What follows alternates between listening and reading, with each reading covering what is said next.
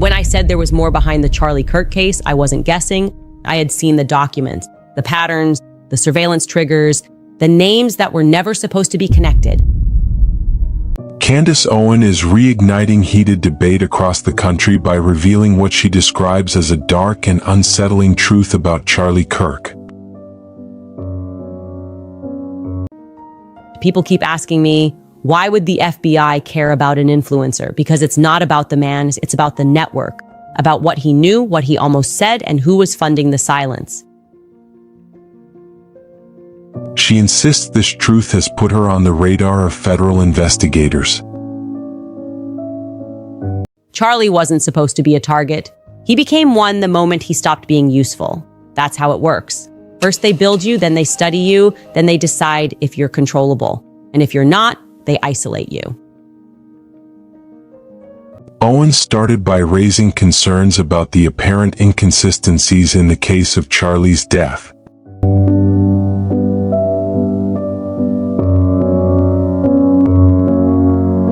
I look back on that and I find that clip to be really fascinating. And here's what I would tell you that happened thereafter in short order, because it was definitely something. I believe, and I'm saying this retrospectively, that from that moment onward, Charlie and I were assigned handlers. Okay, this is an expression that Kanye used to say, have a handler. I thought that he was just saying that. I thought that he was referring to just Hollywood. I now very much believe that I have had handlers since 2018. And that things were done intentionally to pull me and Charlie apart. Now, I'm going to tell you how I remember it in no particular order, okay? I tweeted back at Kanye and I said, please take a meeting with us. And before I could hear directly from Kanye's people, I heard from David Horowitz of the Freedom Center. He's the one that first invited me when I was going viral on YouTube to speak at his conference. You should also know that he is the father to Andreessen Horowitz, the one that Bibi Netanyahu is insisting should, or stepfather to.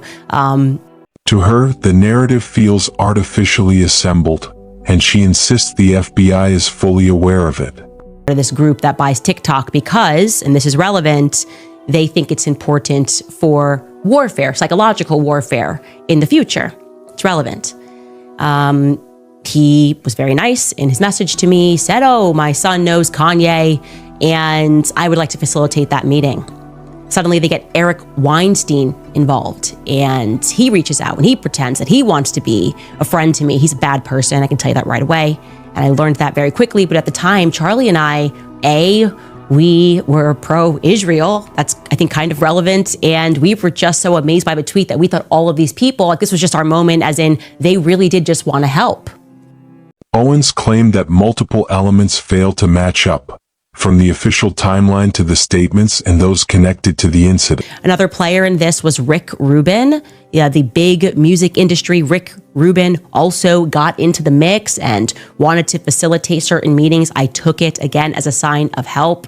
On the Turning Point USA side, Tyler Boyer, who I could do a whole episode on, it's actually, he's more so relevant that I can't fit him into just one episode. He was with the only person that was with Charlie before. He introduced him to every person that Charlie knows. He starts hiring a bunch of people, telling Charlie that we need to hire bigger and more professional money raisers, PR people like Andrew Colvett, you name it.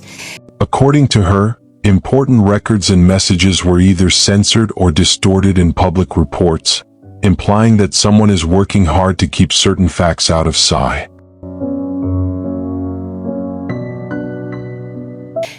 And then on April 16th, Mike Cernovich, you might be familiar with him, he does this series of tweets, having not spoken to me or Charlie about how we were feeling, saying that he was speaking to a lot of his friends who could feel that there was some sort of an energy shift happening. So you imagine, we're like, what? There is something definitely happening here. How could Mike Cernovich randomly be tweeting this series of tweets? It shocked me. So I sent those tweets to Charlie. I'm going to show you that now. These are from Mike Cernovich. He has since deleted these tweets, but you can ask him. He wrote, a change in energy. This is Mike Cernovich. A change in energy which stuns high consciousness people does not mean bad. It simply means that it's cosmic. A paradigm is shifting. Something is happening, and that people get angry at me shows the shift. Why care? The energy manifests itself in different ways. He goes on to say, several high consciousness people I've spoken to independently told me about feeling a shift in energy. Something is going on. It happened 2 to 3 weeks ago. I'm not talking politics or elections. It's much bigger. Energy shift. Owens suggested that Charlie's role expanded beyond political analysis, involving investigations into topics of a much wider scope. Obviously, screenshot I sent the tweets to, or not screenshot, I just sent the tweets to Charlie, and I said, Charlie, what the F? I had a bad potty mouth in 2018. Going through these tweets, I realized that. I don't swear nearly as much or at all anymore. And then Charlie said, yup, we felt it too. Remember, I told you, the dreams got darker. Information that are inaccessible to the vast majority of people. Picture here of what was going on. We're going to get deeper here on what transpired. On the eve before Kanye West tweeted us, again, we are still in April. This is April 20th. The evening before Kanye West tweets me, Charlie messages me and he says, I'm on a run and I'm blasting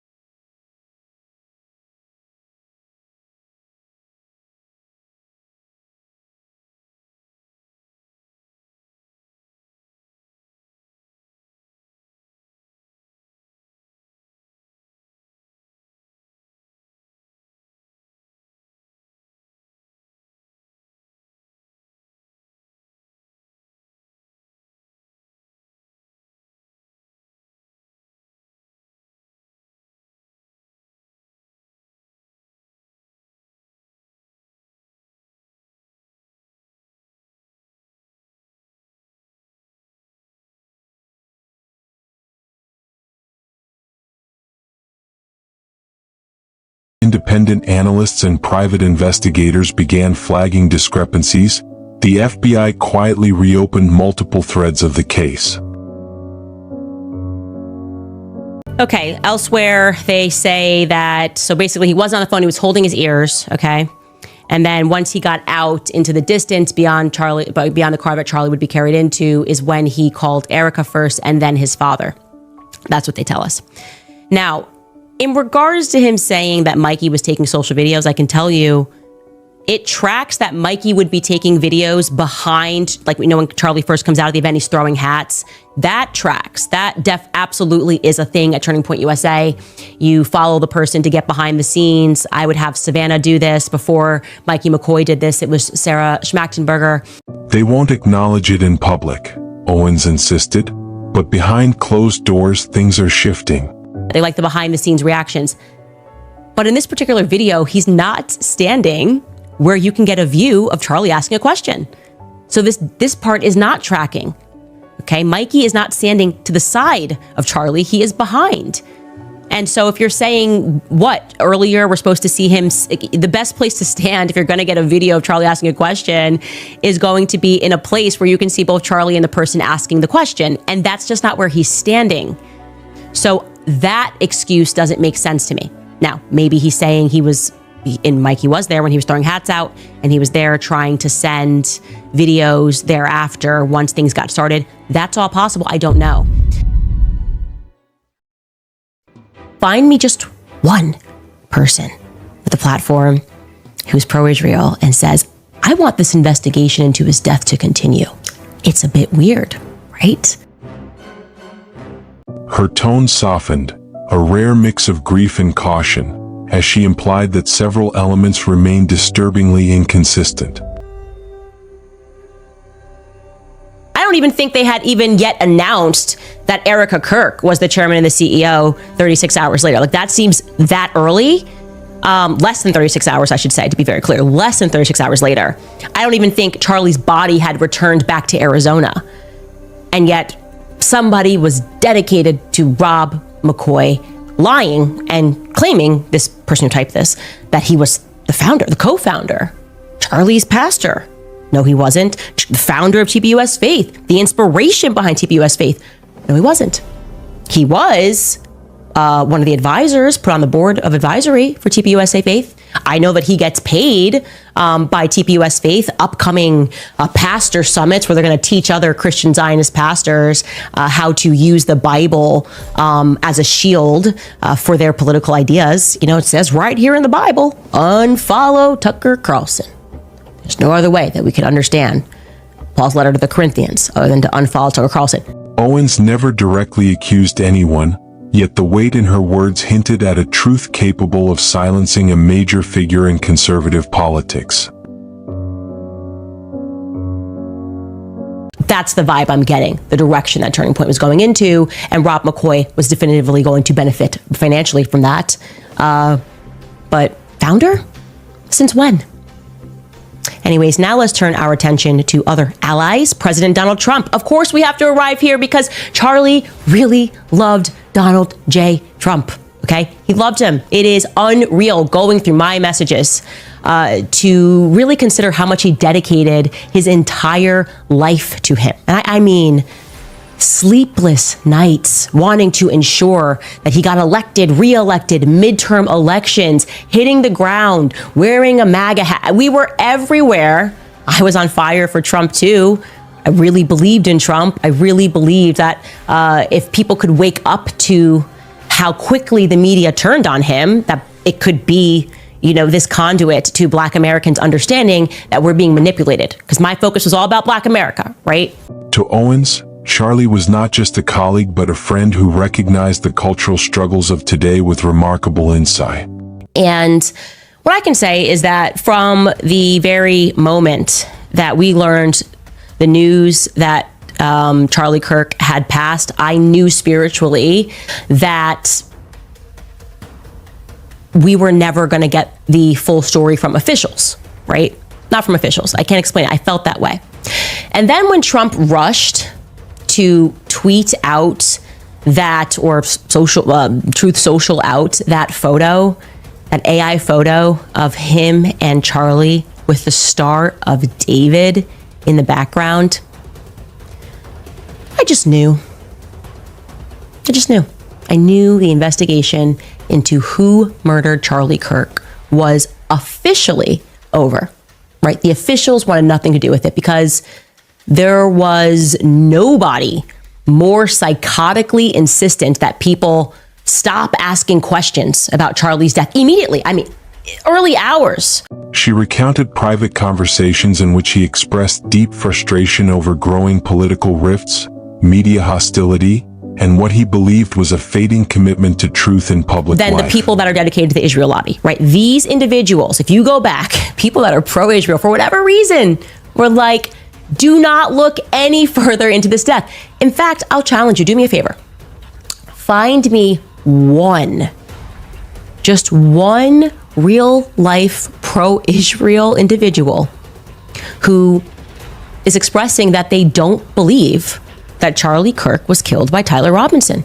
The evidence is overwhelming that Tyler Robinson didn't act alone, that Tyler Robinson didn't fire the shot, that Tyler Robinson didn't use a 30-06. Find me just one person with a platform who's pro-Israel and says, I want this investigation into his death to continue. It's a bit weird, right? It's a bit weird. Dogs, very silent right now. Very, very silent. And there's like a stake on the ground. They're not moving. It's very weird. They do, all of them, however, I will say, want him to be honored, right? In her view, those private talks showed a depth and self-reflection his detractors never saw. Mostly by your money. They want you to give to Turning Point USA. That's the best way, by the way, that you can honor him. Open up your pocketbooks. They don't have enough money there, right? Clearing like $100 million a year. They don't have enough. Open up your pockets, keep his show going, and don't ask questions is obviously the clearest way that we can honor Charlie Kirk. They want him lionized, and they did try to lionize him immediately as the most Judeo-Christian goy ever, right? He was basically, why not just put him in a yarmulke in some of these AI photos? That would make more sense. The direction, I mean, so instant. It's like just like trying to establish the legacy, right? And keeping with that, we want this to be honorific, not actually trying to solve what happened here. For Charlie's birthday, President Trump signed into law or established rather a holiday. And he decided that October 14th, which is Charlie Kirk's birthday, would be a national day of remembrance. According to Owens, he sensed unspoken risks that accompany public influence. Although she did not elaborate, she claimed he seemed increasingly unsettled in the weeks before his death. Truly Zionists that infiltrated my book club, you did not need to pay the $9.99 to find out how I feel about this. I don't know why people think I'm hiding how I feel. It's very weird. Like, when did people go, oh, we have to try to listen in to hear what she really thinks? I'll tell you what I really think. I think it's crap. Okay? What I said in my book club holds. It's never good when the feds are lining up to give you a holiday. It's not good. You know, Martin Luther King vibes. Martin Luther King Jr. I think maybe the feds definitely killed Martin Luther King Jr. But in school, we get to learn about him. He's got this whole holiday. Oh, he was such a great, I loved that I have a dream speech. Oh, the feds. Oh, man, you're good. You were so great. It's unfortunate that we had to murder you. I don't like it because the best way to honor Charlie Kirk is very obvious. Figure out who killed him first. Let's celebrate the holiday later. I want to figure out who killed him first. In her view, the media wasted no time tightening its grip on the story, closing the door on any alternative explanations. And so I'm struck by this. I'm struck by Trump and the lack of demand, the lack of pushing on the narrative. Trump has really represented himself, at least as me, someone who voted for him twice. He represented himself as an individual who didn't trust the federal establishment. This feels like an easy layup here. Your friend, he viewed you in many ways like a father figure, right? Hey, feds, what's going on here? And I said, maybe he did, because I was in this aggrieved stage and I really didn't poke my head up until weeks later when I could stop crying about it every second. And I said, maybe I missed it. Maybe Trump did actually say this is crap. Maybe he did call for an investigation. And we did a search on Truth Social to see how many times President Trump tweeted or Truth Socialed calling for further investigation into Charlie Kirk's murder. And there was only one tweet that we could find to that effect. Owens suggested this wasn't just about one case. It revealed a national habit of burying difficult truths instead of acknowledging them. And this tweet is not what I would describe as him calling for an investigation into Charlie Kirk's murder, actually. Here it is. This is the only one we could find. Why was the wonderful turning point under investigation by deranged Jack Smith and the corrupt and incompetent Biden administration? They tried to force Charlie and many other people and movements out of business. They weaponized the Justice Department against sleepy Joe Biden's political opponents, including me. They allowed the daughter of a judge of one of the corrupt trials against me to become the biggest fundraiser for Biden and Kamala, making millions of dollars for herself and her family. But with her father, the judge, not only refusing to recuse himself, but putting a gag order on me, not allowing any talk about their family corruption and unprecedented conflict of interest. Well, that's not going to age well, the gag order thing, is it? Every leading legal analyst and pundit said this trial was wrong and should not have been allowed to go forward. But it did because of a corrupt judge who will hopefully pay a very big price for his illegal action someday. Okay. Scale of 1 to 10, how much is that do you feel about Charlie Kirk? I don't know. I don't know what to think of that. I don't know what to make of that.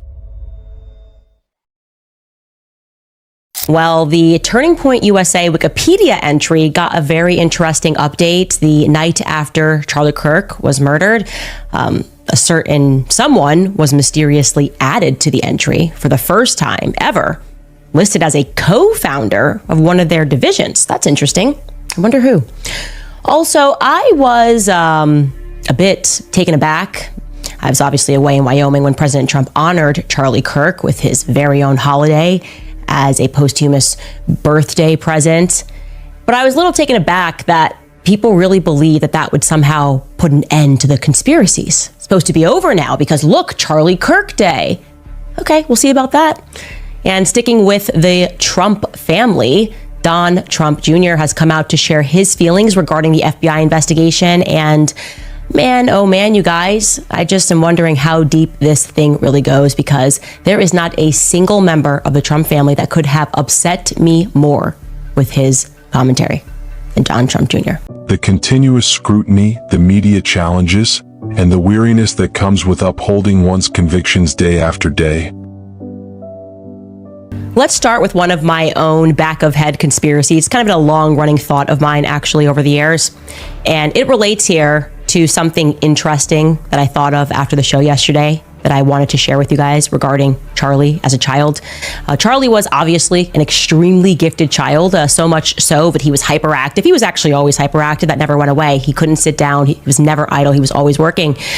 But he was so gifted that, of course, doctors immediately wanted to put him on ADHD medicine because, well, why is he so hyperactive? Something's wrong with him. Let's drug him. And thankfully, Charlie's parents said, absolutely not. You're not drugging our son.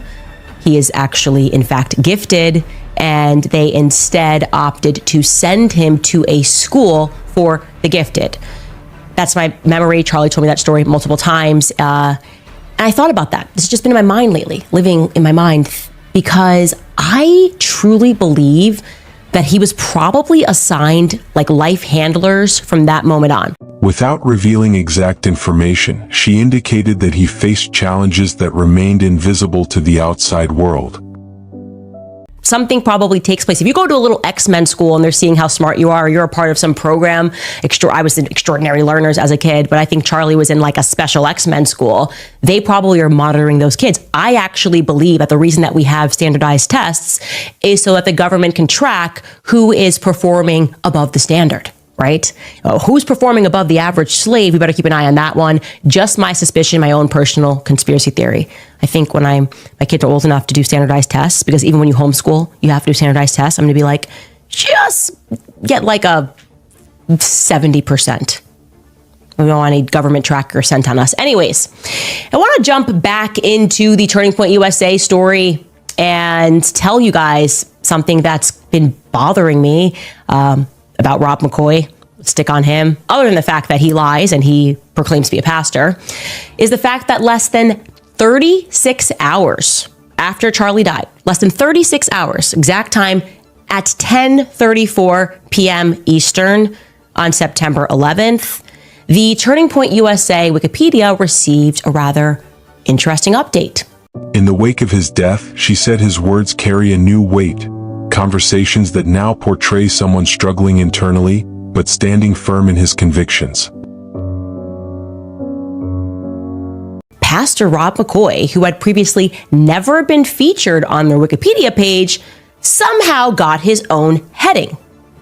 Just amazing. Let's check out that fresh entry now. It reads, Rob McCoy and Charlie Kirk founded Turning Point USA Faith, TPUS Faith, together. Along with being a Pentecostal pastor in the Calvary Chapel Association, McCoy is the co-chairman of TPUS Faith. Aligned with the Christian right, McCoy inspired Kirk to amalgamate Christianity and social conservatism. During the COVID-19 pandemic, McCoy was known for speaking out against prohibitions on the holding of in-person church services. Now, the hardest part of being me is that I came up through Turning Point USA, so I just know these lies so quickly, okay? No, Rob McCoy was not the person who inspired Turning Point USA Faith. Actually, if anybody could be credited with that was like way back in the day at Liberty University, actually. A man who recognized the rising hostility toward independent voices and feared where the nation was headed. All right, you guys. So a week before Charlie lost his life, he expressed some concerns about the finances at Turning Point USA. In fact, he wanted to put together an entire department, a little mini department, to address those concerns, and we have evidence of that. It is always the advice when investigating any crime to, quote unquote, follow the money. So let's do that just a little bit here. Plus, there is a video that has gone absolutely viral. I am sure you have seen it. It was emailed to me many times where there is a theory that is being floated that Charlie was shot from the back. Now, there are two aspects in that video that we can debunk, and I want to do that. And there's one aspect that we cannot debunk clearly.